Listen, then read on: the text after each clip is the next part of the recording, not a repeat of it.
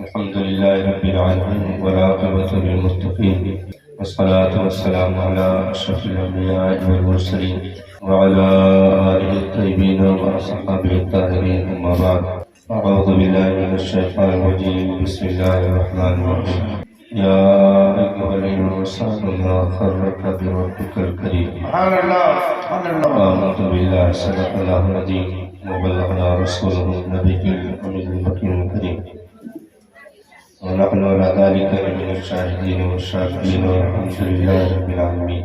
درود پاک کا ہدیہ پیش فرمانے پر بابا زبر صلی اللہ علیہ وسلم شفیعنا صلی اللہ علیہ وسلم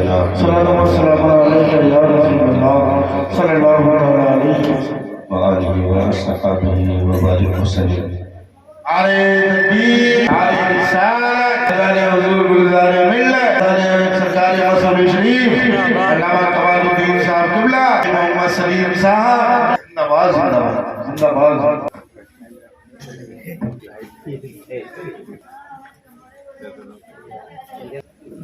فرش والی تیری شوقت کا غرو کیا جانے، خسروا عرش پہ اڑتا ہے فریرہ تیرا، میں تو مالک ہی کہوں گا کہ وہ مالک حبیب، یعنی محبوب و محبوب میں نہیں میرا تیرا، تیرے ٹکڑوں پہ پلے غیر کی ٹھوکر پہ نہ ڈال، جھڑکیاں کھائے کہاں چھوڑ کے صدقہ تیرا، تیرے قدموں میں جو ہے غیر کا منہ کیا دیکھے، اور نظروں پہ چڑھے دیکھ کے تلوا تیرا، تیری سرکار میں لاتا ہے رسا حسن شفیع، جو میرا غوث ہے اور لاڈلا بیٹا تیرا۔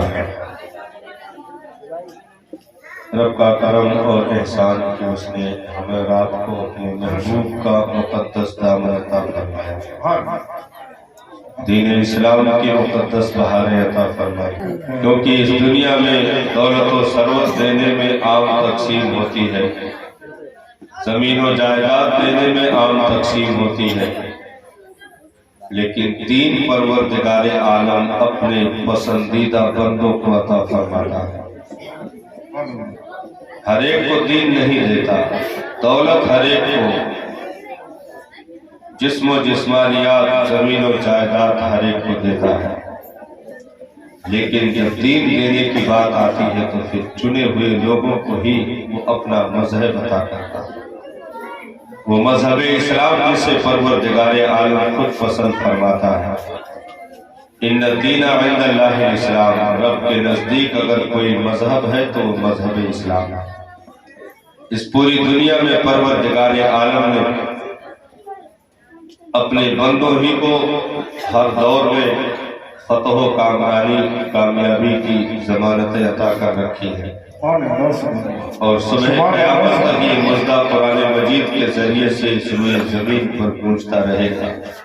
لا تہنوا ولا تحزنوا وانتم العالون ان کنتم مؤمنین، تم گھبراؤ نہیں، غمزدہ نہ ہو، کامیابی تو تمہیں ملے گی، شرط یہ ہے کہ تم اپنے ساتھ دولت ایمان رکھنا، کیونکہ بغیر اس دولت کے کامیابی ناممکن ہے، کامیابی اسی دولت کے ساتھ عطا کی جائے گی۔ تو ہم کل بھی ذمہ داروں میں تھے، آج بھی ہیں، انشاءاللہ رہیں گے۔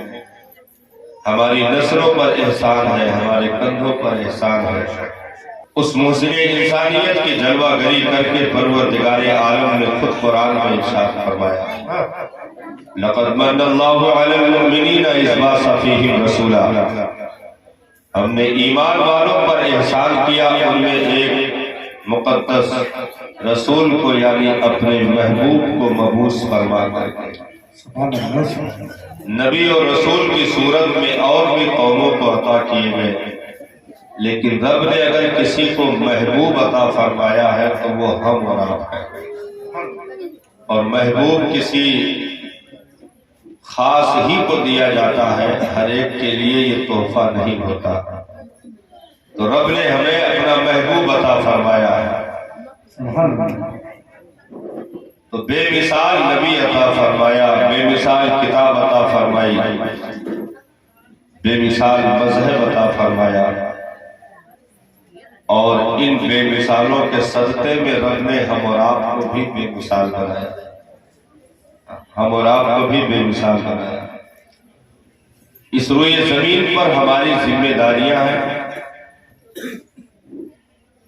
हमें और आपको जिस मकसद के तहत जिस दुनिया में भेजा गया है, हमसे पूछा जाएगा, हमसे सवाल होगा। इस दुनिया में जिस मकसद के तहत परवरदिगार आलम ने भेजा है, उस मकसद को हमें और आपको फर्क में रखना पड़ेगा। नंबर 1 पर दुनिया में जितनी भी चीजें हैं वो सब एक वसीले के तौर पर है उस मकसद तक पहुंचने के लिए। एक मकसद होता ना जिंदगी का, एक मकसद। हम और आपको इस दुनिया में पैदा किया गया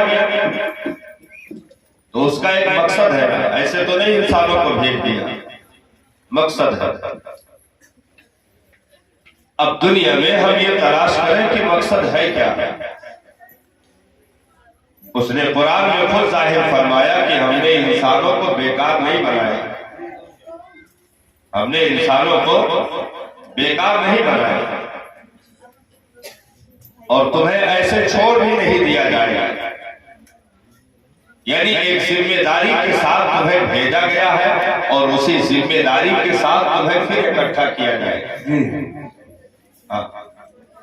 जिम्मेदारी के तहत तुम्हें भेजा गया है और उस जिम्मेदारी के साथ तुम्हें फिर इकट्ठा किया जाएगा। तुम्हें ना बेकार भेजा गया है ना बेकार छोड़ा जाएगा। सवाल हो गया रहेगा।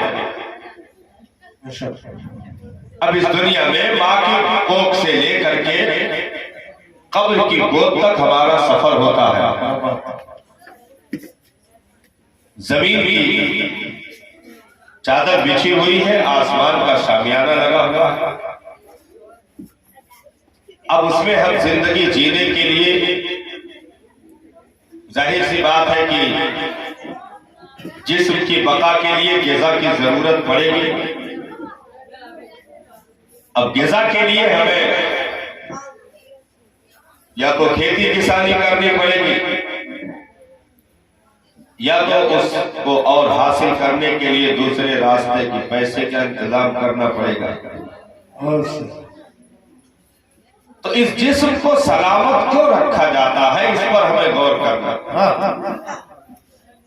हमें पानी भी इसी जिस्म के लिए इंतजाम करना है, दाना भी इसी जिस्म के लिए इंतजाम करना है, हमें नौकरी भी इसी जिस्म के लिए करना है। कहते हैं ना, देहाती मसल मशहूर है कि बाबू पापी पेट का सवाल है। मदारी लोग जब गांव में आते दिखाने बंदर नचाने लिए आते तो कहते हैं बाबू पापी पेट का, नहीं तो ना ये मुलाकात होती, ना दर बदर हम भटकते होते, ना तेरी बस्ती में आए होते, न एक दूसरे से दुआ सलाम होता। तो इस जिस्म के लिए ग़िज़ाएं, इस जिस्म के लिए नौकरियां, इस जिस्म के लिए सब कुछ हम इसी को परवान चढ़ाने के लिए हर पैदा होने वाले की एक ख्वाहिश होती है कि अच्छा सा मकान हो जाए, अच्छी ग़िज़ाओं का इंतजाम हो जाए और अच्छे बिस्तर हो, अच्छी लाइफ हो, बच्चों का फ्यूचर सही हो। ये ख्वाहिश लेकर के चलता है। तो सारी मेहनतें इसी जिस्म को पालने के लिए होती है। अब यहां तक जब आ गए तो अब जिस्म क्यों पाला जाता है, जिस्म पर इतनी मेहनतें क्यों की जाती है। अगर यहीं पर सिर्फ पाल के छोड़ दिया गया तो मकसद बेकार हो जाए। एक छोटा मिसाल है, छोटी सी मिसाल, गन्ना खेत से काटा गया, ट्रैक्टर पे लदवाया गया या ट्रक पे लदवाया गया, मील तक पहुंचाया गया। मील में बड़ी मशीनें लगी होती हैं, पूरा गन्ना उठा करके मशीन के हवाले कर दिया। अब वहां दूसरी मशीन होती है जो छोटे टुकड़े कर देती है, तीसरी मशीन होती है जो पूरा रस निचोड़ देती है, चौथी मशीन होती है जो रसों को खौला देती है, पांचवी मशीन होती है जो उसे गाढ़ा करके गुड़ का शक्ल दे देती है, फिर छठी मशीन होती है उसे और बारीक दानों में कन्वर्ट करती है, फिर उसके बाद लास्ट वाली मशीन जो होती है वहां बोरी लगी होती है, शक्कर निकल रहा होता है, बोरी में भरा जा रहा होता है। تو اتنا سب کچھ تام جھام کا مطلب کیا بنا؟ مقصد ہے شکر نکلنا، شکر کا آنا۔ تو اب گنا بھی بھیجواؤ، مشین کاٹے بھی، رس بھی نکالے، گرم بھی کرے، سب کچھ کرے، لیکن جو شکر بناتی ہے اسی مشین کو بند کر دی تو اتنی محنت بیکار چلی جائے، کیونکہ سب کچھ پہنچنے کے بعد اینڈ پہ مقصد آپ کا حل ہونا چاہیے۔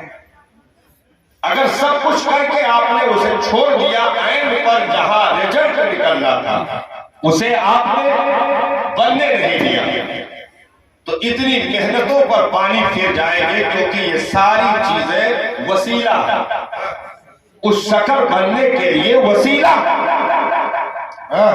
تو اگر صرف وسیلے کر کے چھوڑ دیے گئے، مقصد کو کامیابی نہ مل سکی، تو پھر یہ سارے وسائل برباد چلے جائیں گے۔ اسی طریقے پر ایک دوسرے کو نکاح کرنا اور پھر اولاد کی شکل اختیار کرنا، 9 مہینے قوم کا سفر اختیار کر کے دنیا میں آنا، اب ماں باپ کے نگاہوں میں ان کی پرورش ہونا، اور وہاں سے لے کر کے آپ کے دوا علاج کا مقصد، لقمے دینے کا مقصد، جسم کو نشو و نمائی دینے کا مطلب، پھر اچھی نوکری، لمبے روپے کمانے کا مطلب، سب کچھ کما دھما کر کے جسم کو تیار کر دیا۔ اب اینڈ میں کیا ہونا تھا؟ رب کا مقبول بندہ بننا تھا، ہم نے اسی مشین کو بند کر رکھا ہے۔ ہم سارے وسیلے اختیار کر رہے ہیں، لیکن جہاں پیشانی کے جھکانے کی بات آتی ہے ہم وہیں پر رک جاتے ہیں۔ تو اب کمانا بیکار ہو جائے گا، کپڑے لباس لانا بیکار ہو جائے گا، سرزمین و جائیداد بیکار ہو جائے گا، گھر بار بیکار ہو جائیں گے، کیونکہ مقصد اصلی کو ہم نے فوت کر دیا، مقصد کو بند کر دیا۔ اب اگر یہ سجدہ کر لے تو ڈیوٹی بھی کامیاب ہے، روزی کمانا بھی وصول ہے، زمین لینا بھی وصول ہے، گھر بنانا بھی وصول ہے۔ یہ سارے جتنے سجاوٹیں دکھیں گی، یہ جتنے گھر فنوس نظر آئیں گے، جب تک مقصد پورا نہ ہوگا اس وقت تک یہ ساری چیزیں بیکار ہوگی۔ اگر سجدہ ہو گیا تو کمانا بھی عبادت ہوگا، کھیتی کرنا بھی عبادت ہوگا، ڈیوٹی کرنا بھی عبادت میں لکھا جائے گا، جائز نوکری کرنا بھی عبادت میں، جائز پیسے کمانا بھی عبادت میں، جائز تجارت کرنا بھی عبادت میں، یہاں تک کہ وہ بستر لگا کر کے سو گیا عشاء کی نماز پڑھ کے فجر کے انتظار میں، تو اس کے سکھانے پر فرشتوں کو کھڑا کر دیا جائے گا، اس کے سلامتی کی دعا مانگو اور ایک ایک سانس اس کی نیکیوں میں لکھتے جاؤ، کیونکہ یہ مقصد پورا کر رہا ہے تو اس کا سونا بھی عبادت ہے۔ نعرہ تکبیر، نعرہ رسالت، فیضان اعلی حضرت، مسلک اعلی حضرت علامہ مفتی کمال الدین صاحب شہر لکھنؤ۔ مقصد زندگی کیا ہے؟ ہم نے اگر ساری وسائل کی چیزوں پر عمل کیا اور اصل مقصد آ کر کے چھوڑ دیا تو پھر ساری چیزیں بیکار ہو جائیں گی، کیونکہ ہمیں اس دنیا میں ہر ایک چیز کو کرنے کا حکم ہے، ہماری اتھارٹی ہے، اس کی اجازت ہے، اجازت ہے۔ آپ 100 بیگھہ کھیتی کرو، اسلام منع نہیں کرے گا۔ آپ بڑی بڑی فیکٹری چلاؤ، اسلام منع نہیں کرے گا۔ آپ بڑے بڑے کاروبار کے ٹھیکیدار بن جاؤ، اسلام منع نہیں کرے گا۔ لیکن جہاں مقصد بھولو گے، اسلام پھر وہیں پر تمہاری جانچ شروع کر دے گا۔ مقصد جہاں بھولو گے، کیوں؟ کیونکہ ہر مسافر کو اپنی منزل کا پتہ یاد ہونا ضروری ہے، منزل کا پتہ یاد ہونا ضروری ہے۔ آپ کو ممبئی جانا ہے، فلاں اسٹیشن پہ وی ٹی پہ کہہ لیجئے آپ کو دن میں 11 بجے اترنا ہے، تو آپ کسی بھی اسٹیشن پہ چائے پی لیں گے یا ٹرین میں کسی سے گفتگو ہوگی تو دوران گفتگو جہاں 100 باتیں ہوگی وہیں پر ایک بات یہ بھی بیچ میں آئے گی کہ بھائی وہ سب کچھ ٹھیک ہے لیکن 11 بجے یاد رکھنا ہے، اگر ہم سو جائیں تو جگہ دینا، ہم کو اترنا۔ مطلب پورے راستے ہر بات ہوئی لیکن بیچ میں منزل کا ذکر، منزل کا ذکر۔ سونے کے لیے جانے لگا تو کہا جگہ دینا، میرا اسٹیشن قریب آنے والا، اتنے بجے گاڑی پہنچ جائے گی، منزل کا ذکر۔ اسلام یہی چاہ رہا کہ تم اپنے منزل کا ذکر نہ بھولنا، منزل کا ذکر نہ بھولنا۔ رات میں کھا پی کر کے بستر پہ جانے لگے، سارا حساب کام کا ہو گیا، سارے ٹینشن جو دنیاوی تھے وہ سب چھوڑ کر کے تم نیند کے آغوش میں جانے والے ہو، لیکن وہی چپکے سے بیوی سے کہہ دیا یا کسی سے کہہ دیا کہ دیکھنا بھول نہ جانا، مجھے اٹھا دینا، فجر کا وقت اتنے بجے ہے، مجھے اٹھا دینا، فجر کا وقت اتنے بجے ہے، مجھے نماز پڑھنی ہے، نماز چھوٹنے نہ پائے۔ تو اب وہ مقصد یاد رہا، صبح کو ناشتہ کیے، کھانا کھائے اور سارے کاروبار کیے، لیکن بیچ میں آپ نے ذکر کیا ذرا دھیان رکھنا، ظہر کے وقت مجھے بتا دینا، مجھے نماز ادا کرنی ہے۔ پھر کاروبار میں آپ مست رہے، اس کے بعد آپ نے عصر کا وقت ذہن میں رکھا، یعنی منزل بھولنے نہ پائے۔ تو اسلام قدم قدم پہ تمہیں نیکیاں عطا کرتا ہے، جو منزل بھول کر کے یعنی عشاء کے وقت بھی دنیا کی یاد، فجر کے وقت بھی دنیا کی یاد، ظہر کے وقت بھی دنیا کی یاد، عصر میں بھی دنیاوی کاروبار، مغرب میں بھی دنیاوی کاروبار، عشاء تک یعنی 5 نمازیں فوت ہو گئی، اسے نہ آخرت کی یاد آئی، نہ اللہ و رسول کی یاد آئی، نہ قرآن کی تلاوت ہو سکی، نہ زبان پہ رب کی ثنا آئی، نہ آخرت کو یاد کر پایا، نمازیں سب چلی گئی۔ تو ایسی زندگی جو مقصد کو چھوڑ دے، اسلام ایسی زندگی پہ لعنت کرتا ہے، اور جو زندگی مقصد سے لگی رہے ایک ایک سانس عبادت کا ثواب دیتا ہے۔ یہاں تک کہ منزل اگر یاد رہے تو عورت اپنے بچے کو جو دودھ پلاتی ہے ایک ایک قطرہ صدقے کا ثواب مولا عطا کرتا ہے، سبحان اللہ، ایک ایک قطرہ صدقے کا ثواب اسے عطا کرتا ہے۔ شرط یہ ہے کہ منزل یاد رہے۔ اب اس کے لیے طریقہ کیا ہے؟ ہمارا جو اصل مقصد ہوتا ہے ہم اس کو نمبر 1 پر رکھتے ہیں، نمبر 1 پر۔ اس کے پیچھے چاہے جتنی خوبصورتی آ جائے ہم اس کو نمبر 1 نہیں دے سکتے۔ جیسے ٹوپی، اب کوئی بھی ٹوپی ہو، یوں والی ہو چاہے یوں والی ہو چاہے یوں والی ہو، مطلب کوئی بھی ٹوپی ہو، چاہے ٹھنڈی والی ہو چاہے یہ والی ہو، ٹوپی اس کا مقام ہے سر، مقام ہے سر، یعنی اسے سر پر ہی لگایا جائے گا، اس کا یہ مقام ہے، اس کی جگہ ہے، اس کے لیے یہ خاص ہے۔ اگرچہ اس کی قیمت دنیاوی اعتبار سے کم ہو، بھائی بہت زیادہ قیمت ہو جائے گی تو عام طور پر جو جمعہ یوز کی جاتی ہے، ویسے مسجد میں تو فری میں ملتی ہے، لیکن عام طور پر جیسے کوئی خرید کر کے رکھتا ہے تو 25 روپے 30 روپے 35 روپے 50 روپے ہر۔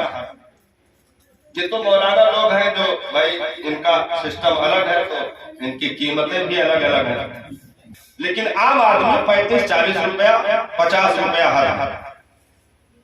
لیکن مقام ہے سر،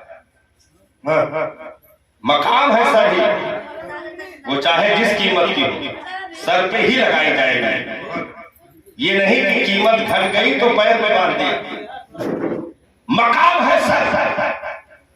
اب نیچے جو 25,000 کا جوتا لاؤ تو اس کی جگہ پیر ہی رہے گی، اسے سر پر نہیں رکھ سکتے۔ نیچے کتنی بھی چیزیں جو مقصد سے دور ہیں، جو مقصد سے دور ہے، بلندی سے دور ہے، وہ کتنی ہی قیمتی ہوتی جائے جگہ اپنی بدل نہیں سکتی ہے۔ تو دنیا کی جتنی بھی سجاوٹیں ہیں ان کی جگہ قدموں میں ہے، قدموں میں کبھی کھوپڑی نہیں دی جائے گی۔ دنیا کی جتنی بھی سجاوٹیں ہیں انہیں سر نہیں دیا جائے گا، جتنے بھی جھاڑ پھنوس ہیں انہیں سر پہ نہیں رکھا جائے گا، کیونکہ مقصد ہمارا مذہب اسلام کو فالو کرنا ہے۔ تو دنیا کی چیزوں کو ہم جوتے کی جگہ پر رکھیں گے، اسلام کے قانون کو سر کے اوپر رکھیں گے۔ یہ نہیں ہو سکتا کسی چیز کی قیمت بڑھ جائے تو ہم اس کا مقام ہٹا دیں، یہ کبھی نہیں ہو سکتا کہ اپنا ہے وہ ٹھیک ہے، پرایا آئے تو ہم مقام ہٹا کر بات کریں، نہیں۔ رب نے جس مقصد کے تحت ہمیں رکھا ہے اور جو عظیم تحفہ ہمارے حوالے کیا ہے اس کا مقام کل بھی سر تھا، آج بھی ہے اور ہمیشہ رہے گا۔ اب ہم نے زمانہ گزرنے کے ساتھ ساتھ کچھ چیزوں کو الٹا کر دیا، کچھ چیزوں کو کہا، اکثر چیزوں کو الٹا کر دیا، اور اکثر کیا کل چیزوں کو الٹا کر دیا، الٹا کر دیا، یعنی جس کا جو مقام ہونا چاہیے وہ مقام نہ دے کر کے دوسری چیزوں کو وہ مقام دینا شروع کر دیا۔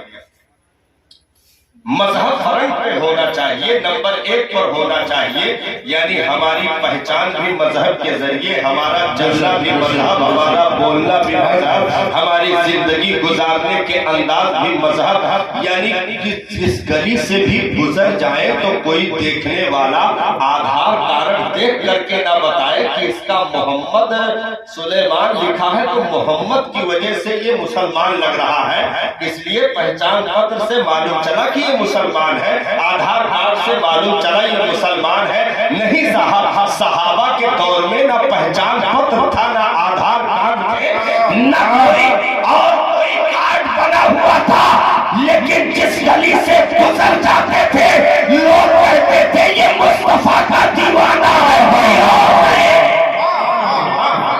ہماری پہچان آئی تھی یہ مصطفیٰ کا دیوانہ ہے، یہ نبی کا چاہنے والا ہے، یہ اسلام کو فالو کرنے والا ہے۔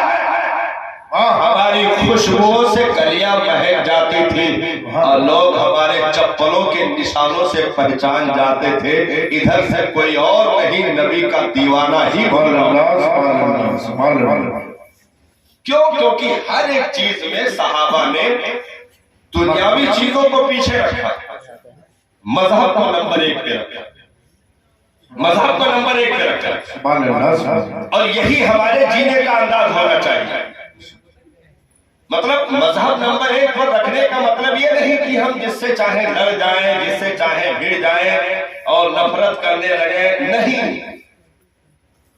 مذہب ہی تو ایسا ہے صاحب جو کسی کو لڑنے نہیں دیتا، مذہب ہی ہے۔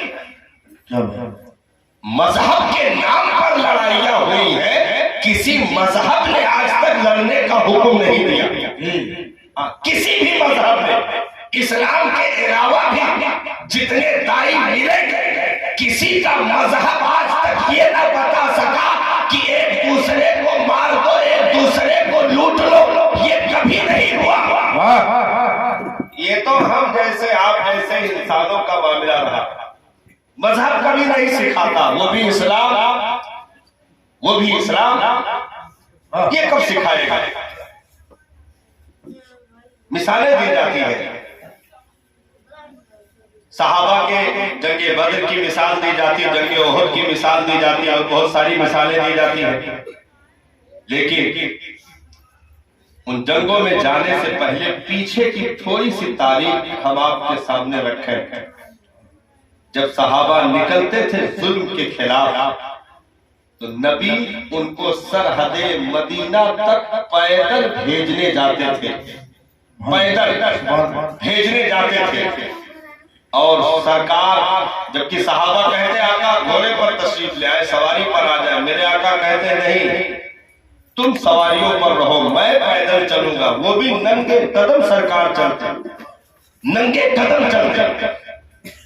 सहाबा रो पड़े, मेरे आका इस कदर ना करें, या तो आप सवारी पर आ जाए या हमें पैदल चलने दे, हम भी साथ चले। मेरे आका ने इरशाद फरमाया, सहाबा तुम जिस मैदान में जा रहे हो ना, उन मुसाफिरों के सवारियों से के पैरों से लगे हुए गर्द भी चूमने के काबिल होते हैं। सहाबा तुम चलते रहो, लेकिन मेरी वसीयत याद रखना, खबरदार सहाबा किसी बच्चे पर हाथ ना उठाना। ये सहाबा को रुखसत करते हुए नबी पीछे से बताते चलते, सहाबा खबरदार किसी औरत पर हाथ ना उठाना, सहाबा खबरदार किसी बूढ़े पर हाथ ना उठाना, सहाबा खबरदार जो तुम्हारे सामने हथियार डाल दे उसको जो है कत्ल ना करना, जो तुम्हारे सामने सरेंडर कर दे उसको मारना नहीं। सहाबा जाते हो ये याद रखना, खबरदार किसी की खेतियों को आग न लगाना। सहाबा जाते हो याद रखना, किसी के घर को न जलाना। सहाबा जाते हो याद रखना, किसी बीमार को न सताना। ये वसीयतें होती थी नबी की, और जुल्म के खिलाफ, अत्याचार के खिलाफ सहाबा को मैदानों में भेजा गया, और जालिमीन को उनकी गर्दनों को नीचे करके उन्हीं की जगहों पर इस्लाम का परचम लहराकर बता दिया कि अमन और शांति का मजहब इस्लाम है। खबरदार किसी यतीम की दौलत नहीं छीनी जाएगी, खबरदार किसी बेवा के सर की चादर नहीं उतारी जाएगी, खबरदार किसी गरीब यतीम मिस्कीन को गुलाम नहीं बनाया जाएगा। ये ऐलान होता रहा, सहाबा उसको फॉलो करते रहे, यहाँ तक के उनके अमल का मामला यहाँ तक पहुंच गया था कि अगर लोहार का काम करने वाले लोग, लोहा गर्म हो गया, उसको रखा, उस पर हथौड़ा मारना है, हथौड़ा उठा लिया, इतने में मस्जिद से अजान की आवाज आने लगी, तो जहां था वहीं से वापस रख दिया, मारा नहीं। जहां था वहीं से वापस रख करके कहा, चलो के घर की तरफ आवाज आ रही है, बुलाया जा रहा है, दावत आ गई है। मौला अली का रंग पीला पड़ जाता, रोंगटे खड़े हो जाते, लरजने लगते, कांपने लगते। किसी ने कहा कि अली ये कौन सी हालत बना रखी है? कहा बहुत बड़े दरबार से बुलावा आया है, पता नहीं हक भी अदा कर पाता हो कि नहीं। बहुत बड़े दरबार से बुलावा आया है, हक भी अदा कर पाता हो कि नहीं। तो मकसद मजहब को फॉलो करना। हमारे लिए जितनी भी चीजें दुनिया में है वो मजहब में जिंदगी गुजारने का वसीला है। भाई जिस्म बाकी नहीं रहेगा तो सजदा कैसे होगा, इबादत कैसे होगी? उसको बाकी रखने के लिए ग़िज़ाओं को, पानी को इस्तेमाल करना जरूरी है, और पानी और ग़िज़ा के लिए रुपए पैसे भी कमाना जरूरी है। तो उसके लिए नौकरियां हो गई, उसके लिए फैक्ट्रियां हो गई, उसी रोजी को कमाने के लिए, उसी लुकमे के इंतजाम के लिए खुद भी खा रहे हैं, इंतजाम कर रहे हैं। हमारे बच्चे आए उनके भी खाने का इंतजाम कर रहे हैं, बीवी के खाने का इंतजाम कर रहे हैं, माँ बाप के खाने का इंतजाम कर रहे हैं। ये सारी चीजें चल रही हैं, लेकिन मकसद क्या है? रब की रज़ा है, नबी की खुशी है। उस मकसद तक अगर हम नहीं पहुंच पा रहे हैं तो ये सारी जिंदगी के जितने भी कारनामे हैं ये बेमकसद कहे जाएंगे, क्योंकि मजहब अगर पीछे चला गया तो उसका मकाम आपने नहीं दिया। जो मकाम मजहब का था वो सबसे आगे था कि मजहब तुम्हारे दुनियावी कारोबार की इमामत करे, तुम्हारे जिंदगी के लम्हात की इमामत करे, पेशवाई करे। यानी अगर तुम्हें खाना खाना है तो अपनी तबीयत से नहीं, मजहब के कानून को देख कर खाना खाना है, पानी मजहब को देख करके पीना है, तुम्हें लिबास मजहब को देख कर पहनना है, तुम्हें शादी ब्याह मजहब को देख करके करना है, तुम्हें रिश्ते मजहब को देख कर करना है, तुम्हें औलादों की परवरिश मजहब को देख करके करना है। यानी हर एक चीज में अगर मजहब को नंबर 1 पर रखा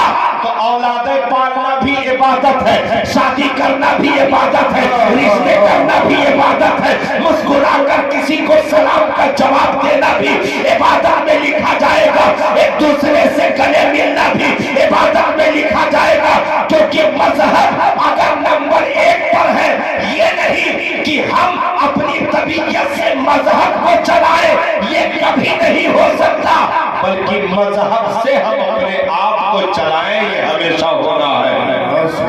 سبحان اللہ